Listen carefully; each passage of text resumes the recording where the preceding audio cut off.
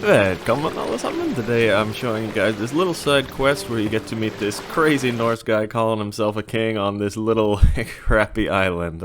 So you help him find an arm ring that he lost, and you have two choices in this mission, and you can choose between being friends with him or killing him, and I'm going to show you that choice and exactly where to find the arm ring here. But as you know, I always like to share a little bit about Viking history so you can learn while you play. And I'm going to talk about today some other bad kings that we had in the Viking Age, just like this guy that you're going to meet here. So a lot of people think that all of Scandinavia just became Christian right around the year 1000 when the kings officially converted to Christianity. And that is just absolute garbage. Scandinavians remained pagan in remote areas for hundreds of years after, and I'm going to tell some stories about how some of the people fought back against these bad kings trying to force this new religion on the people. So, just before the year 1000, a Danish king called Harald Bluetooth became king of Denmark and large parts of Norway. And yes, that's where the Bluetooth that we know today comes from. The Bluetooth symbol is actually Harald Bluetooth's initials in runes. So anyway, this guy, he was not that bad of a king really, but he converted Denmark to Christianity, and the people did not like that very much. So, once king that was liked before, he was now hated, and he was absolutely just shunned and pushed out, and people preferred his son over King Harald, as his son's name was Svein Forkbeard, because he was still a pagan. People loved him. So anyway, here we go. It's he tells you where to find the arm ring, and it's in the shipwreck right here, and you can just follow along with the swim, and you swim and dive for it, and then you find the arm ring and bring it back to him.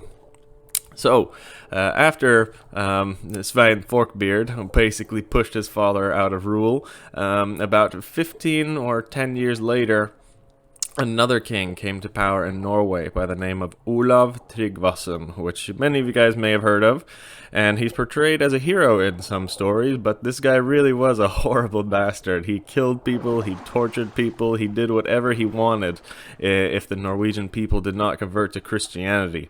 And he did this in other countries as well, even in Sweden and Denmark and Iceland and anywhere he could, really. He tried to force this new religion upon the people with violence.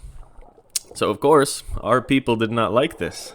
In many history books, King Harald, like I said, was painted as a great king that the people liked, and a sign that they accepted this new Christian religion, but that's not true at all. So what the pagans did was that they got together, all of them, and they met King Olav's forces at sea, and this was called the Battle of Svolder.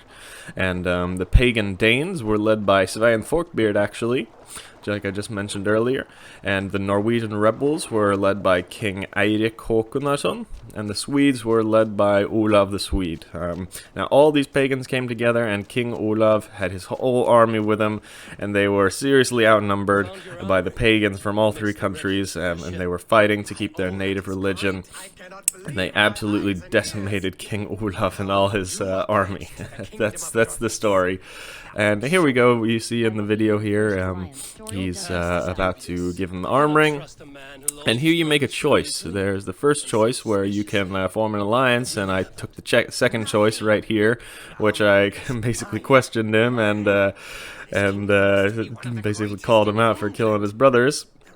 So you'll see what happens here. This king gets pissed off, and then you guys start fighting, and I actually suck here. He caught me by surprise, and I'm pretty new. I went this pretty early in the game, so I started getting my ass whooped. But there is some berries that you can eat over here, which I'm gonna show you right now. But yeah, I wasn't able to beat him. I ran away basically until he thought I was gone, and then I assassinated him. That was the easier way to do it, like you were gonna see here. So I ran away, and that was an easier thing to do for me. So, continuing on the story, one funny part about the Battle of Svolder, which I just mentioned, is that King Olav, he knew he was going to be defeated. He was way outnumbered by the pagans from all these three countries, and he saw the three armies coming from him, and he shouted out to his men. He said, no, don't pay any attention to the Danes and the Swedes coming at us. Just watch out for Eirik's men, because they're Norwegians like us. So another example of Norwegians being the most badass in the Viking Age. The point of the story is that Scandinavia did not become Christian after the year 1000, when the history books tell us it did. Paganism continued much, much longer than that, and some pagan traditions never died out. We're still practicing some today. So that's about all I'll say for this video. Here we have the other option that I'm about to do.